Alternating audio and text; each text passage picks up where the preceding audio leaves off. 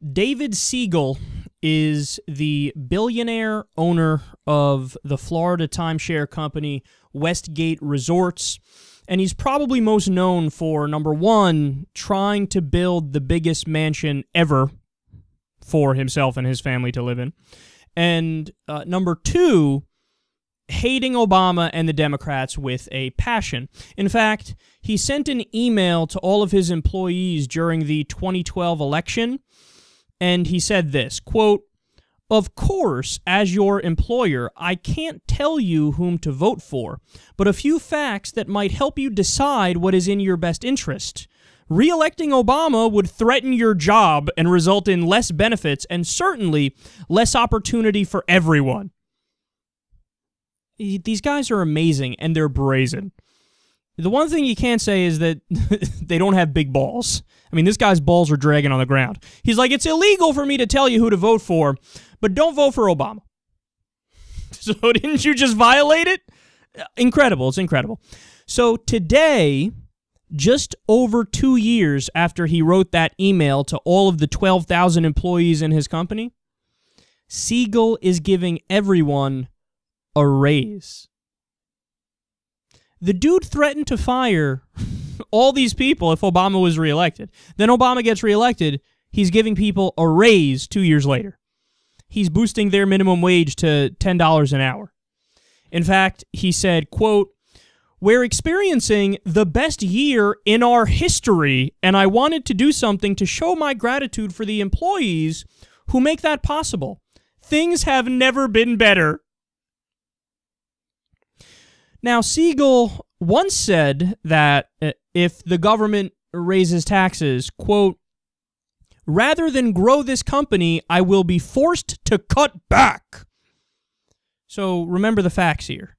What actually happened? Well, his marginal rate was raised from 36%, which is what it was under George W. Bush, to 39.6%, which is the massive socialist tax hike that Obama did.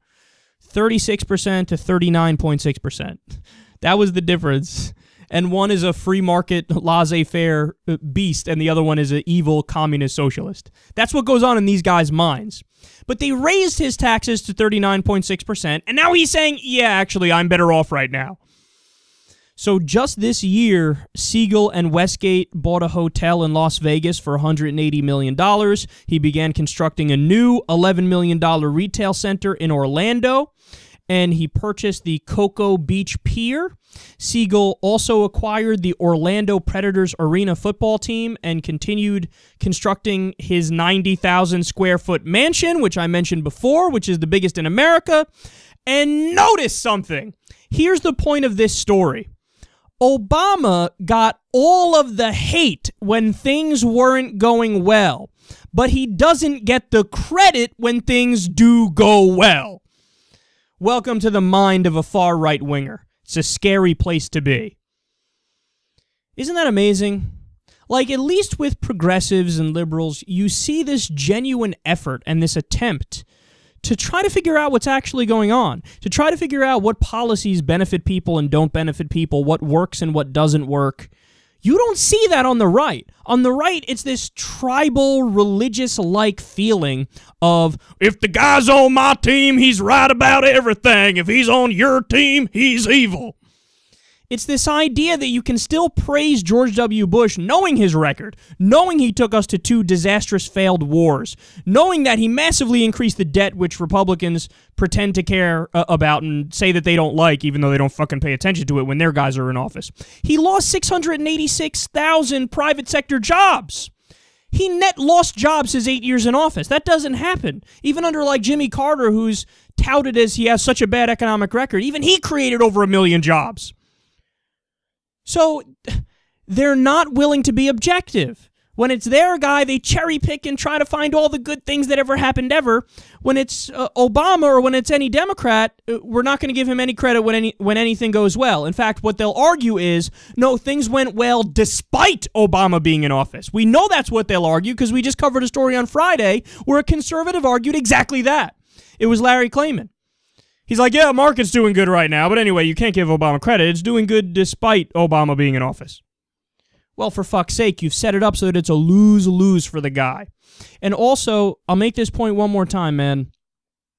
When you look at Obama's record, he's only a good president according to right-wing criteria. Isn't that interesting? That so-called Democrat, so-called progressive, and he gets in there, and by all of the measurements of the right, he's been a great president. So what do I mean by that? Well, take the deficit, for example. Again, they pretend to care about it. He inherited $1.4 trillion of a deficit from Bush. What's it now? $483 billion. They should love that. They should be singing his praises. Private sector job creation. Created well over 8 million private sector jobs. Again, private sector means what? Capitalism! Capitalism jobs! They should love that. He cut the public sector. They should love that because they say they love small government.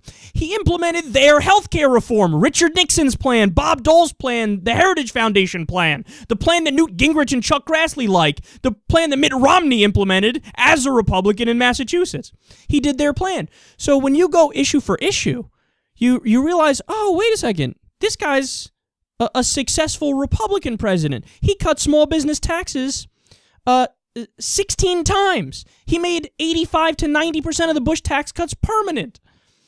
They should love him in every way, shape, and form. In fact, if he was a Republican, they would already say, put him on stamps, name an airport after him, put him on money.